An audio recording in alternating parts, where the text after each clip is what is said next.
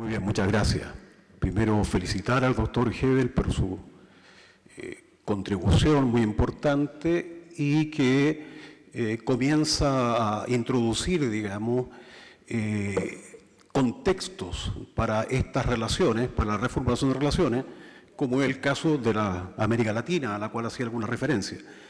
Yo quiero aportar a esa discusión y ahí después pedirle la opinión respecto a las posibilidades, digamos, de reformular esa lógica, las tres lógicas, digamos, no las tres esferas, desde de esta antropología relacional. El mismo Francisco ayer nos llamaba la atención sobre un tema de gran actualidad, ¿no? ¿Cuál es elaborar modelos de cooperación, nos decía, entre mercado, Estado y sociedad civil? ¿Sí? Yo me quiero centrar, porque está muy fuerte en su texto y me hizo particularmente sentido, en la relación entre el Estado y la sociedad civil, en un campo muy específico como son las políticas públicas, como son la formulación e implementación de política pública. Y lo voy a hacer a partir de una investigación de las políticas públicas en Chile, que utilizó dos dimensiones de análisis.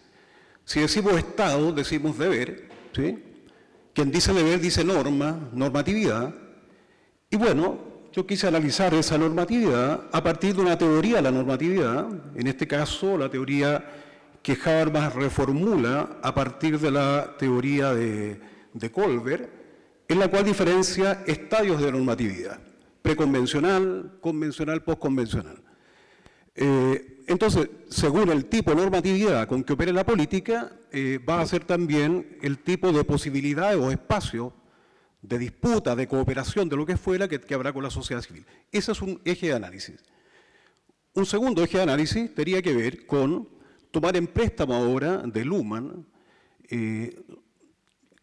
cosa que también hace Habermas a su manera, digamos, la teoría de la diferenciación social, ¿sí? Y particularmente poner el acento en dos de las tres formas básicas que el autor sostiene, que es la diferenciación jerárquica y la diferenciación funcional, ¿sí? Puesto en estos términos, digamos, si la política pública opera dentro en la relación Estado-sociedad civil como mediación en esa relación, opera prevalentemente con una diferenciación o sobre una diferenciación jerárquica, eso da un tipo de posibilidades e imposibilidades diversas hacia opera con el otro extremo que plantea Luhmann, cuál es, que sería una diferenciación funcional en que el orden es heterárquico, es decir, hay distintos centros tomadores de decisiones que pueden incidir en los procesos, ¿no? No hay un centro rector, hay subsistemas, actores colectivos, movimientos sociales, etcétera, ¿no? Pues bien, y eso nos interesó porque por algo que nos llamó la atención como paradojal. Después de la imposición de la dictadura cívico-militar, ¿sí?, y la refundación de Chile, ¿ah?, literalmente a partir de un documento famoso llamado Ladrillo, elaborado por los civiles, por eso hay que decir dictadura cívico-militar, han sido llevados a juicio los militares. La responsabilidad de los civiles no han sido hasta ahora, no obstante los intentos que hay, llevadas a los tribunales. Los gobiernos post-dictadura cívico-militar, particularmente el primer gobierno de Bachelet, son gobiernos primero de la concertación y luego la nueva mayoría, que son como variantes muy similares, colocó una orientación normativa explícitamente en las políticas públicas. ¿Cuál es el enfoque de derechos? El enfoque de derechos puesto en la lógica, digamos, la teoría normativa de Habermas, correspondería a una moralidad postconvencional, una normatividad, perdón, postconvencional, ¿sí? Sería el nivel 5, digamos, ¿no? Que la política se basa, en este caso, en el reconocimiento de todo otro y otra como sujeto de derechos, es decir, un ente capaz de acción y palabra. Si la política opera con eso, eso deberá reflejarse en la formulación e implementación de las políticas públicas, ¿sí? Investigaciones que había hecho la CEPAL habían mostrado, examinando dos políticas emblemáticas de ese gobierno, una política de educación de escuelas vulnerables y otra política de salud, Plan Auge, que al revisar operativamente el proceso de formulación e implementación de las políticas, supuestamente bajo una normatividad de derechos, nunca los sujetos atingentes a la política pudieron hacer uso de su acción y de su palabra. Con lo cual mostraban que aquí hay una paradoja estructural. Bueno, yo quise investigar eso en un proyecto Fondesit y construimos, por lo tanto, este dispositivo y elaboramos una cartografía examinando con un conjunto de indicadores acorde al tipo de normatividad y, por otro lado, con indicadores acorde a qué tan jerárquica o jerárquica, centralizada o descentralizada son las políticas públicas y otras distinciones que están en una publicación que hicimos. Y la hipótesis que teníamos era muy optimista. Era muy optimista. Habitualmente los investigadores queremos que nuestras hipótesis se confirmen. Aquí pasó exactamente lo contrario. Pensábamos que con el retorno a la democracia, Chile estaría transitando de políticas en términos normativos preconvencionales, dictadura que impone por la fuerza y las armas, a políticas postconvencionales como el enfoque de derechos, y que estaríamos transitando también desde un Estado altamente centralizado, como el que implica una dictadura, a un Estado con grados crecientes de centralización. Pensábamos, por lo tanto, que estábamos en un vector hacia, si ustedes lo pueden visualizar así, un primer cuadrante, digamos, ¿no? Donde hay una política postconvencional, ¿sí?, y altamente heterárquica. Por lo tanto, hay espacio para subsistemas, para actores colectivos, para movimientos, etcétera, tanto en la formulación como en la implementación de las políticas. Y hay un espacio de colaboración Estado-sociedad civil. Sin embargo, la investigación aplicada a una muestra importante de diseñadores de política e implementadores de política, ya sea ministros, subsecretarios, autoridades centrales y descentrales, digamos, y autoridades locales, aproximadamente unos 300 participantes, policy maker y policy manager, les pedimos no lo que ellos creían, sino que cómo observaban, ¿sí?, la política en términos normativos, ¿sí?, a partir de los reactivos que propusimos, y cómo observaban el grado de jerarquización de las políticas. Pretendía, todos participantes, por supuesto, del gobierno, en ese caso el gobierno Bachelet, de la concertación. Entonces uno podría haber esperado también que si el discurso oficial era de una normatividad de derechos, por lo tanto, eso nos diera un valor bastante alto.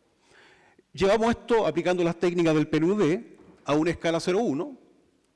0, diríamos 1 y 1 serían el máximo de una política heterárquica donde hay muchos espacios para la sociedad civil movilizada, dinámica, ¿sí?, una normativa de ese tipo, y una normativa también postconvencional donde se opera con un enfoque de derechos, los sujetos tienen derecho a acción y palabra, y más aún, en el sexto estadio de Habermas que tú conoces, procesos de deliberación en asuntos que les conciernen. Pues bien, el resultado de la investigación mostró exactamente lo contrario. Es decir, en una escala de 0 a 1, tanto a nivel de normatividad, como a nivel del grado de diferenciación jerárquico-funcional, alcanzó 0,24, 0,25, los dos. Es decir, si lo llevamos al nivel de la normatividad, está muy lejos de una normatividad de enfoque de derecho, como el que se declara, digamos, que implicaría que el valor estuviera cercano a 0,6, 0,7. ¿Sí? Lo estoy diciendo, no le preguntamos a los adversarios del gobierno, a los hacedores de política e implementadores de política del gobierno, cómo observaban ellos. ¿Sí? Y también en términos de centralización exactamente lo mismo. Esperaríamos políticas que estuvieran de 0,5 para arriba, para que uno dijera que hay espacio para actores diversos, para una sociedad civil que incida. Pero 0,3, 0,20, menos de 0,3, en los dos casos, muestra entonces que las políticas públicas en Chile, tanto en su formulación como en implementación, hablan de un Estado altamente jerárquico, una relación altamente jerárquica y altamente preconvencional, que opera con la lógica de mando y obediencia.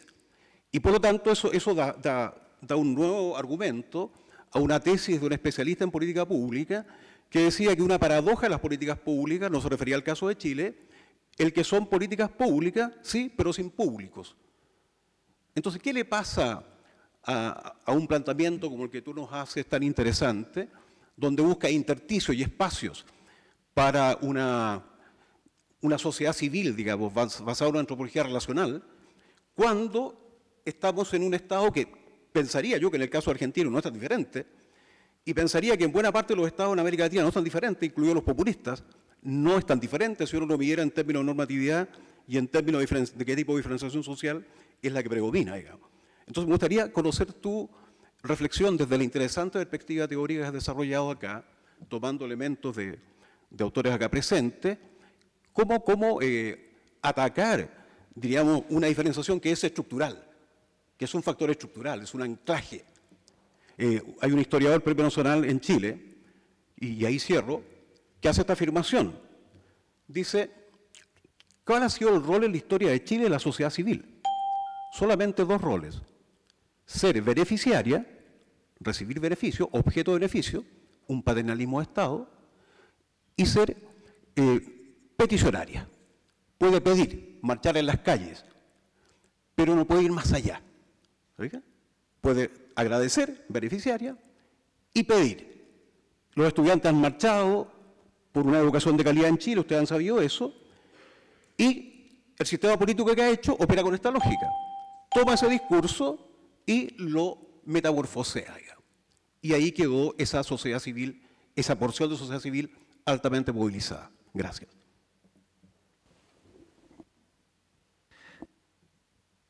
Gracias, Patricio. Tiene la palabra el doctor Adrian Pabst. Muchas gracias. Carlos, thank you very much indeed for your text, which I hugely enjoyed. And it's very rich, and there's lots for me to learn about the nature of the crisis in Latin America. And I think the reason why this case is so important is not just because it's badly analyzed and covered by Western media, but also because it's a continent that has always been key to understanding the logic at work in neoliberalism. And as such, it has both significance for you and your country and the peoples of Latin America, but also for the whole world. Because it's essentially acquired a global reach, the model that's been first implemented there. The shock therapy, you know, that we already saw in the early 70s in Chile, way before it was applied in the US, the UK, and elsewhere in the so-called advanced economies. But then also the structural adjustment programs, you know, that were visited upon the debt-stricken states in the 80s, before then being rolled out in Africa and elsewhere. And since the late 90s, Latin America has also served as a laboratory for something very significant that you briefly touched upon in the presentation and more so in the text, and that is, of course, the sort of new anti-poverty device, the so-called conditional cash transfer programs. You know, in other words, a new approach to welfare that is, I think, incredibly dangerous, because what it basically does is it now changes welfare from, you know, a help for the poor in all sorts of ways to just cash transfers as long as the recipient can demonstrate they've met certain conditions. So it's like applying to people what's been applied to states when it came to structural adjustment programs. And in 1997, only 3 Latin American countries had launched such programs, but now, 20 years later, you know, this is now something which has served as a model for all sorts of countries around the world, you know. In fact, already by 2008, 30 countries, you know, from India via Turkey, Nigeria to Cambodia, the Philippines, and Burkina Faso. So this has become a global experiment. It's very dangerous because it essentially suggests that only those who fulfill certain measurable conditions deserve our help. Right? In other words, what it is a monetization, a commodification of welfare, a complete abandonment of interpersonal solidarity in favor of conditionality. And basically what this means, and this is I think why it's so instructive for the whole world, is essentially moving from comprehensive universal coverage to much more individualized models, targeted, means-tested, you know, always at the behest of new bureaucrats, new managers, new accountants, a whole new professional class that essentially despises the recipients and treats them with contempt. And it also reduces support, just as I said, to cash benefits. And really crucially, I think, for our purposes, rather than recognizing needs, very personal individual needs that differ, it now just talks about entitlements, and instead of ensuring equal access, it basically offers what it considers to be generous rewards in exchange for the fulfillment of obligations which it defines. So this is not a sense of mutual obligation. This is a sense of you first have to do something before you deserve anything. So it essentially elevates the category of undeserving poor into the new absolute. And in that sense, it really is workfare rather than welfare. It's really trying to say, unless you have economic and social value or benefit, you don't deserve any help. And in that sense, I think it's an incredibly important case, for the whole world. The other thing I thought that was very instructive about your paper is this notion of the neo-patrimonial model, because it really does highlight something which I think we can observe in Latin America and again elsewhere in different ways, and that is the fusion of power and wealth. And that is true for countries like China, Russia, India, as much as it's true for the so-called advanced economies of the West, because power and wealth have tended to go hand in hand. It's a big myth to say that state and market are diametrically opposed. On the whole, they tend to actually go together, and that's the whole point. They go together at the expense of civil society. They corrode, the social bonds, as Pope Benedict puts it in Caritas in Veritate. The plutocratic power, as Pope Francis told us only yesterday, is what undermines the economy and democracy. I think we can add here one thing, which is this point about social status. This neo-patrimonial class also defines what it is to be respectable. So rather than simply operating in terms of power and wealth, which we could say are very material categories, this new class also arrogates to itself a monopoly of esteem. It's now the only class that commands, respect, and everyone else is essentially inferior. And again, I think that's highly corrosive, because it destroys any sense that symbolic significance is something that transcends material status. So I think it's a very pernicious form of materialism that really, ultimately, I think, can only be described as a form of nihilism, because the only thing that it believes in is power and wealth. Now, there's one thing on which I disagree, and if I may, I'll just spend the rest of my allotted time on that, and that is populism. And of course, I don't disagree with your analysis. I think it's very accurate and interesting. But I suppose I have a slight problem with the category of populism, because it seems to me that a lot of what populism is about today is really essentially, if you like, they're political movements with some popular support for ideas of which the liberal elites disapprove. In that sense, it's not wholly negative. In other words, it's also a backlash against the neoliberalism that's failed so clearly. Now, there's a lot of authoritarianism involved in populism, and you rightly highlight that. There's a lot of very dangerous responses and policies that are being offered. But I don't think we can quite forget that it was really the neoliberal elite that brought this about. Right? And they did so in different ways. First of all, they fused politics with the media. Right? Think of Berlusconi, think of Murdoch in Australia, the States, and Britain, and think of Donald Trump. Right? And in some sense, you have governing elites who use a form of manipulative populism. It's not just the anti-insurgents, it's also the people who've been in power. Right? So I think this is not just an anti-elite problem. But I suspect you don't disagree with that, so I'm simply adding, I think, to your analysis rather than really disagreeing. I think the other thing is that, today, this sort of neoliberalism is, one of the most intolerant forms of politics, because it essentially ascribes to all other positions that which it is itself. Intolerant, bigoted, denying plurality. That's exactly what the neoliberals have done. They've said there's no alternative to what we're doing. And so they've tried to discredit everyone else. And so some of the backlash, I think, has some validity, because it rises up against that. However, and this is where I fundamentally agree with you, I think both the radical right and the revolutionary left actually share a lot in common, despite their apparent differences. They're both profoundly anti-liberal, not in the ideological sense, but in the sense that they actually oppose principles of liberality, which come to us from antiquity and from the Judeo-Christian tradition. They both want more central state intervention, and in that sense, they are denying the kind of autonomy of civil society. That's the first point they have in common. They invoke the supposed will of the people in ways which are very reminiscent of 1930s authoritarian and totalitarianism. And they use poisonous propaganda, right, to try and say that there's the will of the people as opposed to the people in all their diversity. Thirdly, they demonize their political opponents while rejecting any criticisms of their own leaders as a kind of act of sacrilege or blasphemy. They're kind of practicing a new Puritanism, right, where if you attack Trump, the Twitter mob will hound you, and the same applies to others. And finally, both view human beings as essentially bearer of individual rights or economic laws.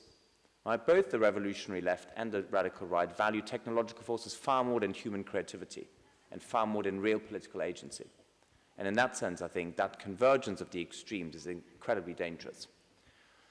But the big problem is that not only have the extremes converged in ways I think you explained very well, but also the liberal center has. Center-left and center-right have just become neoliberal.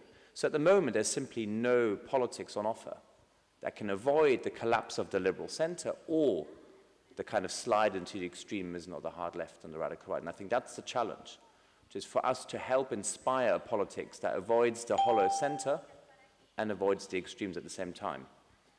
And I think Catholic social thought is so precious because it's always tried to chart a radical middle path. With Rerum Novarum, we get a radical alternative to individualism and to collectivism. And the great challenge is to make that again the new consensus, which I think happened at times, the New Deal, the post-war settlement, but I think at the moment we're really struggling. And I think that the task for us all is to try and help inspire a new consensus around the principles and practices of Catholic social teaching. Thank you very much. Thank you, Dr. Pabst.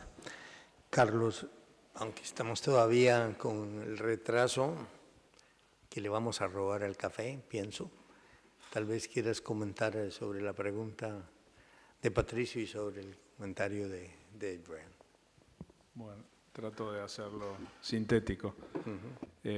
Sobre lo que comentaba Patricio, creo que habría que distinguir, me parece, entre las reformas neoliberales en América Latina en general y en Chile en particular. Creo que en América Latina en general las reformas neoliberales fueron bastante restringidas, fueron amplias, pero muy restringidas a lo macroeconómico. Fueron reformas basadas primero en un ajuste monetario que fracasó en general frente a los grandes endeudamientos de las economías estatistas de los años 50, 60 y que terminan en la crisis de los años 70, viene el gran ajuste monetario de los 80, que generó todas las crisis de finales de los 80, y después vienen en la década del 90 los procesos de desregulación, de privatizaciones, etc. Todo eso, en mi opinión, fue hecho en general en casi todos los países sin una reforma institucional, social, integral. El plan neoliberal fue simplemente un ajuste económico que no tocó todos los otros aspectos. Y en ese sentido convivieron, me parece a mí, el caso argentino es muy claro, ¿no? Por un lado se hicieron las privatizaciones, la desregulación, etcétera, pero todo esto acompañado de un populismo, y ahí tomo también lo de Adrian Pabst, de un populismo que hizo convergencia con el neoliberalismo, en donde el endeudamiento estatal fue brutal y de alguna forma todo lo que se logró, digamos, obteniendo recursos por el lado privado, se lo dilapidó por el lado estatal por el endeudamiento. Y esto generó políticas, digamos, unas economías que además se abrieron indiscriminadamente y con casos de corrupción tremendos, pero con una debilidad competitiva estructural que terminó en las grandes crisis, ¿no? El caso chileno, en cambio, o sea que es una combinación, me parece, el neoliberalismo latinoamericano entre unas políticas macroeconómicas improvisadas, mal hechas, parciales, con un estatismo de tipo populista que acompañaba ese proceso de una manera también irresponsable y corrupta, o sea, las dos cosas juntas. En el caso chileno, en cambio, la dictadura realizó el plan que describe muy bien Michel Foucault en la biopolítica, de una reforma integral absoluta de la sociedad chilena. No solo diseñó una economía de mercado desde el Estado, sino una sociedad de mercado, en donde todos los aspectos, lo conoce mucho mejor que yo, de la sociedad, fueron reformados desde la Constitución, de todo el orden jurídico hasta el orden educativo, el sistema de salud y toda la estructura de Chile es la de una sociedad de mercado.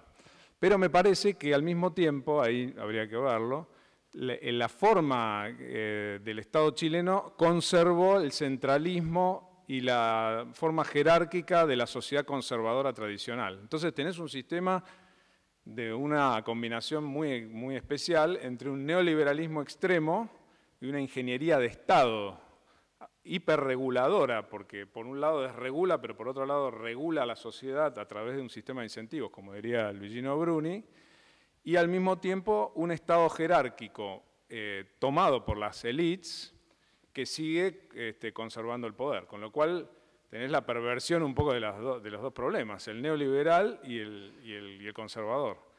Entonces me parece que en el caso de los demás países latinoamericanos, el estatismo continuó, pero es un estatismo cooptado por los distintos grupos de poder, a veces oligárquicos, empresariales y otras veces más populares, pero en definitiva grupos autoritarios, que van sucediéndose en la cooptación del poder y los recursos de la sociedad. Y no hay una forma de Estado democrática y universal. La participación es mayor y la movilidad es mayor, en el caso argentino es más claro, de la sociedad civil, pero de una manera no civil, de una manera clientelar y patrimonialista. En el caso chileno no, porque la sociedad civil quedó metida dentro del esquema neoliberal, prácticamente neutralizada, y reforzada su capacidad dinámica por el Estado jerárquico tradicional. Entonces, me parece que ustedes tienen el problema de los dos tipos de jerarquía. La jerarquía funcional, digamos, los sistemas funcionales de mercado, más la forma jerárquica tradicional. La reforma en Chile es compleja, porque por un lado también es cierto que desde el punto de vista, me parece a mí, lo hablábamos ayer con Vera Samani, de los logros económicos, macroeconómicos y de estabilidad institucional de Chile no pueden ser dilapidados con una reforma, como diríamos, a la Argentina, ¿no? Levantando todo lo que se hizo y cayendo en una inestabilidad institucional que provocaría una grave crisis social, económica y social. ¿Cómo hacer para ir democratizando el Estado chileno, desmantelando todo el sistema funcionalista neoliberal y generando una sociedad civil más dinámica y abierta que al mismo tiempo no genere un caos a la Argentina, donde todos los días las calles están cortadas, donde no hay posibilidades de un mínimo, y donde los recursos son repartidos de acuerdo al funcionario que tenés de amigo en el poder, que eso no es sociedad civil, eso es sociedad prebendaria, ¿no? Y ahí tocó el tema de Adrián, la cuestión del modo en que se hace el welfare en América Latina. En realidad nunca tuvimos un welfare en América Latina realmente a la europea, ¿no? Siempre estuvo mezclado con el neopatrimonialismo, siempre fue un sistema clientelar. De alguna manera los movimientos populares de la década del 40 y 50 reivindicaron los derechos sociales y eso fue muy bueno porque fue la integración del pueblo en sus derechos como que estaban totalmente afuera de la sociedad, dentro del esquema de las élites liberal conservadoras, pero también tuvieron el precio de lo que fue la imitación de ciertos modelos corporativos europeos. En el caso del peronismo en Argentina se ve claro el modelo corporativo, pero que tenía la virtud, me parece todavía, que no aparece en el clientelismo actual, de que el trabajador peronista, digamos, era un sujeto de derechos sociales era alguien que militaba, que participaba dentro de sus estructuras, había un reconocimiento de la dinámica del Estado en relación a un sujeto que era sujeto, me parece a mí, no era mero objeto. A pesar de que el peronismo fue adquiriendo características después más autoritarias, etc., las nuevas formas, como la del kirchnerismo, por ejemplo, ya rompen, me parece, esa subjetividad del actor y se convierte realmente en un botín político en muchos casos. Ahí tenemos la discusión con Grabois sobre el papel de los movimientos sociales. Los movimientos sociales fueron muy importantes porque cuando vino la crisis neoliberal en Argentina, los que quedan afuera no tienen representación gremial y son los líderes de los movimientos sociales los que logran de alguna manera representar su voz, convertirlos en sujetos y no en excluidos absolutos, como lo que fueron durante los años 90, generar además formas económicas precarias y de alguna manera muy difíciles de integrar en la economía general, aún hoy, y esa es la debilidad endógena que tienen, pero por lo menos promoviendo un tipo de subjetividad no clientelar, ¿no? Y en ese sentido tiene un enorme valor. Ahora, el problema del populismo es que intentó captar esos movimientos sociales, en muchos casos lo logró, en otros no, y los convierte en objeto de clientela política. El caso venezolano ya es lo máximo, ¿no? de instrumentalización. Si uno ve, por ejemplo, los análisis empíricos... Scusa, forse la discusión general la hacemos después porque estamos con media hora de retraso. Bueno, simplemente era eso.